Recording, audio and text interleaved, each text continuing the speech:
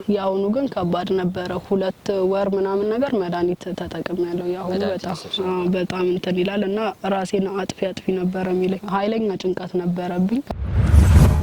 1 ወር ታምሜ ነው የመጣሁት። አልጋ ላይ ተኝቼ ነበር 1 ወር ማለት ነው። ስመጣ አሁንም መራመድ አቅቶኝ በግድ ነው ግቢዋ እንትን ያልኩትኝ ነበር የገባውኝ ነበር። ሰላም እግዚአብሔር ከናንተ ጋር ይሁን። ዛሬ የምንገኘው በአካኮ ምዕራፈ ቅዱሳን ቅድስት አርሴማ ገዳም ነው። ታችን በጤና ጉዳይ እክል አጋጥሟት ገዳሟ ላይ መታለችና የድህነቷን ምስክር ትነግረናለች። እስኪ ራስሽን አስተዋውቂነታችን። ማርታ እባላለሁ።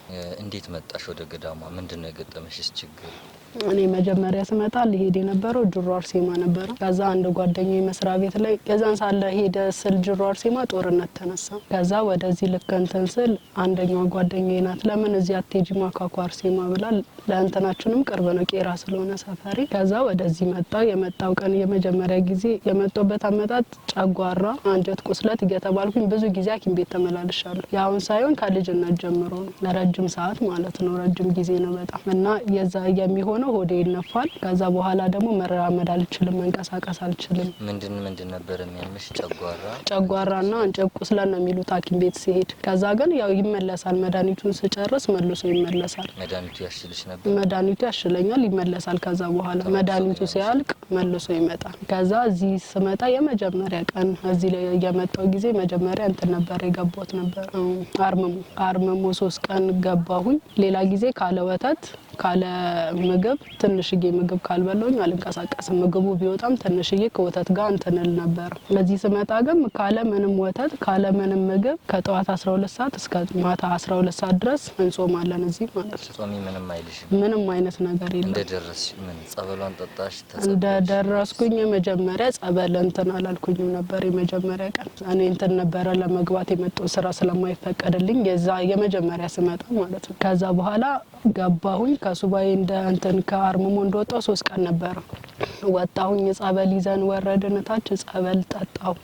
ጸበል ልክ ስጠጣ ቢጫ ነገር ከላይም ከታችም ማለት ነው። ጸበሉን ስጠጣ ወደ ታች ማለት ጀመረ።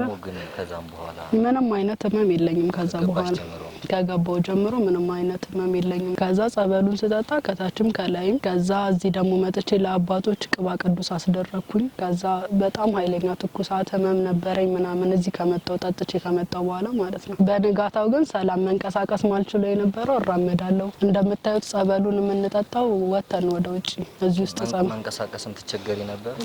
ባሁኑ አሁን ሁለተኛ የመጣሁት ስመጣ 3 ቀኔ ነው። 1 ወር ታምሜ ነው የመጣሁት። አልጋ ላይ ተኝቼ ነበር 1 ወር ማለት ነው። ስመጣ አሁንም መራመድ አቅቶኝ በግድ ነው ግቢዋ እንትን ያልኩትኝ ነበር የገባውኝ ነበር። አሁን ከመጣው 4 ቀን ነው ዛሬ ማለት ነው። የመጀመሪያው ዙር ቀድመሽ መተሽ ነበር ማለት ነው? መጥቼ ነበር የመጀመሪያው ዙር ነበር የመጣሽ?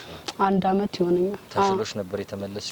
ተሽሎኝ ነበር ምንም አይነት ነገር የለም ነበር። ከዛ አሁን ተመልሶ ልክ እንትን ሲል አሁን መጣውኝ ተመልሶ በሽታው ምናምን ህመም ያመመኝ ተሰማሽ?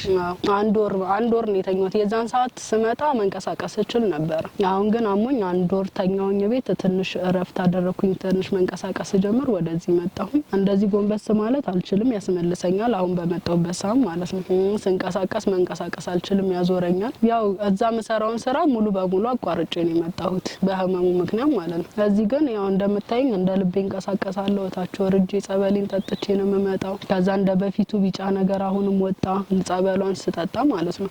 አሁን እግዚአብሔር ይመስገን ሰላም ነኝ። ከዚህ በኋላ ደግሞ በደንብ ሰላም ሆናለሁ። እቺኛውን 14 ቀን ነው የምቆየው። አሁን የመጣሽበትን 14 ቀን ነው የምትቆየው? አዎ 14 ቀን ነው የምቆየው።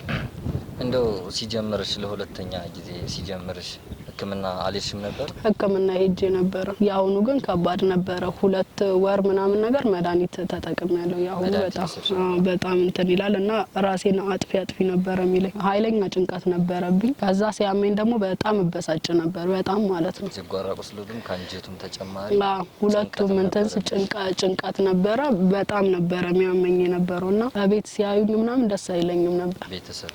አሁን ግን እዚህ መጥቼ እግዚአብሔር ይመስገን ምንም አይነት ነገር የለም። ገና በመጣው በሁለተኛ ቀኔ ነው ሰላሜን የሰጠችኝ። እንደመጣሽ አሁን ለሁለተኛ ጊዜ እንደመጣሽ ጸበሏን ነው የተጠመቅሽ? ጸበሏን ነው የጠጣሽ? አዎ ጸበሏን ተጠመቅኩኝ። መጀመሪያ ጊዜ እዚህ ስመጣ መጀመሪያ ከቻልክ እዛ ንስሐ ነው የምትገባው፣ ካልቻልክ ደግሞ እዚህ መጣ ነው። እኔ እዚህ ናቸው አባት ያሉኝና እዚህ ንስሐዬን ተቀበልኩኝ። ከዛ በጸበሏ ተጠመቅኩኝ። ከዛ ቀኑ ሙሉ ይጾማል ግዴታ። ጾም ሙሉ ቀን ነው? ሙሉ ቀን ነው። አሁን ግን እኔ ለዛ ያለውኝ አይደለም ሙሉ ቀን ልጾም ካለ ወተት ምንም አይነት እንቅስቃሴ የለም ነበር። ጨጓራሽ ግዴታ ወተት ያስፈልገኛል። ከዛ እዚህ ስመጣ ግን ምንም አይነት ነገር ቀኑ ሙሉ ነበር ስጾም የነበረው። ያ በአራተኛ ቀኔ ሰላሜን አግኝቻለሁ። አሁን አራተኛ ቀንሽ ነው። በአራተኛ ቀንሽ ስትመጪ ለሁለተኛ ዙር ስትመጪ የአንጀት ቁስለቱ ምን ላይ ነበር? ጨጓራሽ እንዴት ነበር? ጭንቀቱስ ምን ያክል ነበር የሚያምሽ? አሁንስ የሚሰማሽ ስሜት እንዴት ነው? ከአራት ቀን በፊት ያለውና አሁን ላይ የሚሰማሽ ስሜት? አርሴማ ገዳሟ ከደረስሽ በኋላ ጸበሏን እየጠጣሽ ጸበሏን እየተጠመቅሽ እስካሁን በአራቷ ቀን ውስጥ ከአራት ቀን በፊትና ከአራት ቀን ወዲህ ያለው ስሜት አሁን ላይ እንዴት ነው? በፊት ላይ እንደዚህ አይነት ጭንቀት አልነበረኝም ነበር። እንደሆነ የመበሳጨት ምናምን ነው እንጂ ራስ እስከ ማስጠፋት ያለ ነገር አልነበረም። አሁን ላይ ነው። አሁን ላይ በጣም ህመሙ እንትን አለ። አንድ ወር ደግሞ መተኛት ቀላል አይደለም። አንድ ወር እንትን ብለክ ተኝተ ከዛ በኋላ ደግሞ የሆነ አለ የሚሰማክ ስሜት የለመድከው አለ። ስራ ትሰራለክ፣ ከዛ በኋላ ስራ አትሰራም ስትታመም ደግሞ። አሁን ግን በዚች 4 ቀን ውስጥ ምንም አይነት ጭንቀት ምንም አይነት የሆነ በቃ መተከዝ ማልቀስ ነበረ ቤት ውስጥ። አሁን ግን ምንም ማልቀስ የለም፣ ምንም አይነት ነገር የለም። ውስጥሽ ምንም አይሰማሽ? ምንም ሰላም ያገኘሁት ውስጤ በጣም ሰላም ነው። አሁን ምንም አይነት ነገር የለም። ምንም አይነት ነገር አሁን አያመኝም። በደንብ እንቀሳቀሳለሁ። ታች ነው ይዘክ የምትሄደው አይደለም። እኔ ተሸክሜ እዚህ አንተን ስትል የምትጠቀምበትን እቃ ይዘህ ነው ታች የምትወርደው። እዛ ይዤ ሄጄ ከዛ በኋላ ተመልሼ እመጣለሁ። በፊት ግን ትንሽዬ መንገድ መንቀሳቀስ አልችልም ነበር። ይጥለኛል። ከዛ በኋላ ማስመለስ ጎንበስ እንዲካልኩኝ ያስመልሰኛል። የገባው ምግብ እንዳለ ነው የሚወጣው የነበረው። እሱም ምግብ አይደለም ትንሽዬ ነገር ተጠቅሜ ነው የሚወጣው የነበረው። አሁን እግዚአብሔር ይመስገን፣ አርሴማ ትመስገን፣ ሰላም ነኝ፣ በጣም ሰላም ነኝ። ለሌሎች እንደ ማስተማሪያ ይሆናል። ሌሎች እንደዚህ ባልጋ ቁራኛ የሚገኙ ይኖራሉ። እንግዲህ አካኮ ምዕራፈ ቅዱሳን ቅድስት አርሴማ ገዳምን የማያውቁ ይኖራሉ፣ አድራሻዋንም ጭምር እና አንቺ ከምን እንደተፈወስሽ በደንብ ገልጸሽዋልና እንደው መልእክት ለሌሎች ይሆናል የምትይውን ነገር ጠቅለል አድርግሽ እንደው ባጭሩ መልእክት። አንዳንዴ ምድር ላይ ስንኖር የሚያስጨንቀን ነገር የሆነ ትንሽ ሕክምና ህመም ሲኖረን ወደ ሕክምና ነው የምንሄደው። ብራችን ካለቀ በኋላ ነው ወደዚህ የምንመጣው። አሁንም ባለው እያየውኝ ያለውት ብዙ ሰው ህመም በጣም ታሞ ከጨረሰ በኋላ ነው ወደዚህ የሚሄደው። እንደዛም ሆኖ ይፈወሳል። ምንም እንትን አትልም። ሲጀምር እዚህ መጥቶ መልስ ሳያገኝ የሚሄድ ሰው የለም። አብሶ በአርመሞ መልስ ሳያገኝ የሚሄድ ሰው የለም እና ሕክምና ሄደው ሕክምናቸውን ብራቸውን ጨርሰው ከሚመጡ መጀመሪያ እዚህ መጥተው ድነው ተፈውሰው ቢሄዱ እላለሁ።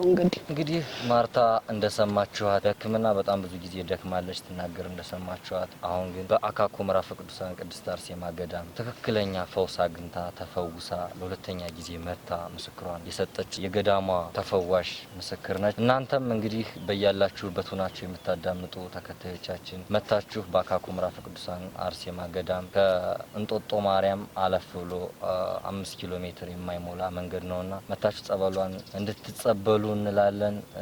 በአመት 3 ጊዜ ገዳሟ የማር ፈውስ ታካሂዳለች። ሰኔ 7 የሚካሄደው ለየት ያለ ነው። እዚሁ የገዳሟ አመሰራራትም ትንሽ ረዘም ያለ ታሪክ ስላለው ገዳሟ ከዚሁ ንቦች ያሏት ማር ትቆርጣለች። ማሩ ለገበያ የሚውል አይደለም። ከዚሁ ተበጥብጦ ለምእመናን ለፈውስ የሚደረግ ማር ነውና ሰኔ 7 ሁላችሁም ተጋብዛችኋል። መታችሁ እንግዲህ ይሄን ፈውስ ይሄን በረከት እንድታገኙ ስንል በትህትና በገዳሟ ስም እንጠይቃለን። መልእክት ለኔ ተደረገልኝ አርሴማ ለሁላችሁም እንድታደርግ ገንዘባችሁን ሳታወጡ እዚህ መታችሁ ተፈውሳችሁ እንድትሄዱ እላለሁ።